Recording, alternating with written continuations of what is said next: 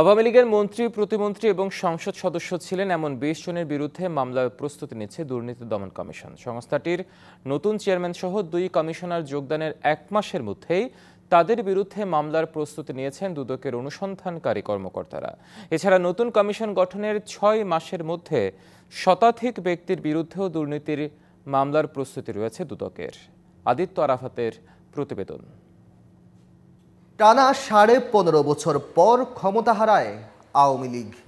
এরপর গঠন হয় অন্তর্বর্তী সরকার, নড়েচড়ে বসে দুদকও। আওয়ামী লীগ সরকারের মন্ত্রী, প্রতিমন্ত্রী, সংসদ সদস্য এবং উপদেষ্টাদের মধ্যে অন্তত ১০০ জনের বিরুদ্ধে বিভিন্ন দুর্নীতির অভিযোগে অনুসন্ধানে নামে সংস্থাটি।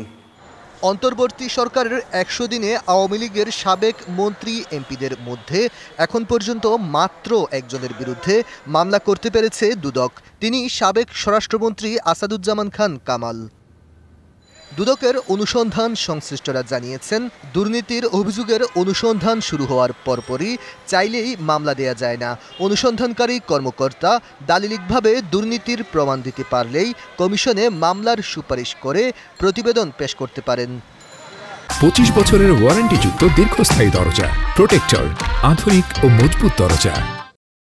দুদকের দায়িত্বশীল সূত্র জানিয়েছে, আওয়ামী লীগের সাবেক মন্ত্রী, প্রতিমন্ত্রী এবং সংসদ সদস্য ছিলেন এমন অন্তত ২০ জনের বিরুদ্ধে অবৈধ সম্পদ, অর্থ পাচার সহ বিভিন্ন দুর্নীতির অভিযোগে মামলার প্রস্তুতি নেওয়া হচ্ছে।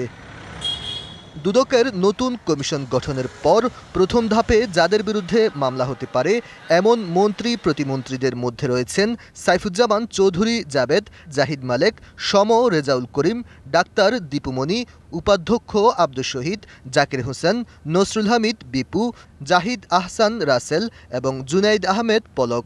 এছাড়া আওয়ামী লীগের সাবেক যেসব এমপির বিরুদ্ধে মামলার সুপারিশ করে প্রতিবেদন জমা দেয়া হবে তাদের মধ্যে রয়েছেন মির্জা আজম, নিজামুদ্দিন হাজারি, শফিকুল ইসলাম শিমুল, সুলাইমান হক জোয়ারদার, নাইমুর রহমান দুর্জয়, ইকবালুর রহিম, ডাক্তার মনসুর রহমান, হাসানুর রহমান রিমন, নুরুন্নবী চৌধুরী শাওন এবং বেনজির আহমেদ। দলিল প্রমাণাদি সংগ্রহ শেষে তারা প্রতিবেদন দাখিল করবেন কমিশনের নিকট এবং কমিশনের অনুমোদন ক্রমে পরবর্তীতে এই বিষয়ে ব্যবস্থা নেওয়া হবে। অনুসন্ধান সংশ্লিষ্টরা জানিয়েছেন, দুদকের নতুন চেয়ারম্যান এবং ২ কমিশনার যোগদানের পর মামলার সুপারিশ করা প্রতিবেদন কমিশনে পেশ করবেন।